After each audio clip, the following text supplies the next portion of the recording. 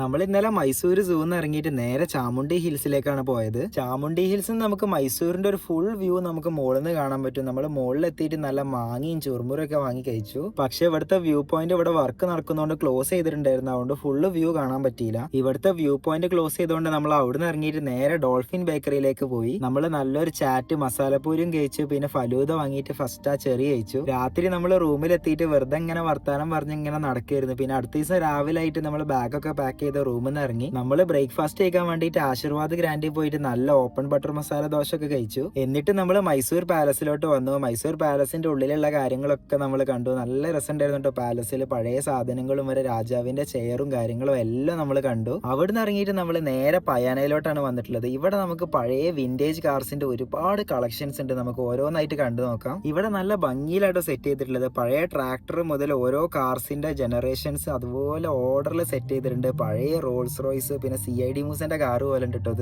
ഈ വിന്റേജ് കാർസും ബൈക്സും ഒക്കെ ഇഷ്ടപ്പെടുന്നവർക്ക് ഇവിടെ നല്ല ഇഷ്ടപ്പെടും. നല്ല രസമായിട്ട് ഇവിടെ എല്ലാ കാറുകളും ഒരുവിധം എല്ലാ പഴയ മോഡൽ കാറുകളും ഇവിടെ ഉണ്ട്. നല്ല രസമുണ്ട് ഇവിടെ കാണാൻ. എല്ലാ കാറുകളും നമ്മൾ കണ്ടു. അതുപോലെ മിലിറ്ററി വെഹിക്കിൾസും പഴയ കാർസും ഒക്കെ നല്ല ഭംഗിയിലാണ് ഇവിടെ സെറ്റ് ചെയ്തിട്ടുള്ളത്. ഇത് കിങ് ഓഫ് റോഡ്സ് അംബാസഡർ ഒക്കെ പൊളിച്ച് ഫ്രെയിം ആക്കിയ പോലെ വെച്ചിട്ടുണ്ട്. ഇനി ഇവിടെ നിന്ന് ഇറങ്ങിയിട്ട് നമ്മൾ ഊട്ടിയിലേക്കാണ് പോകുന്നത്. അപ്പോൾ ബാക്കി കഥകൾ നമുക്ക് അടുത്ത വീഡിയോ കാണാം. ഈ ഒരു വീഡിയോ ഇഷ്ടപ്പെട്ടാൽ ഫോളോ ചെയ്യണേ.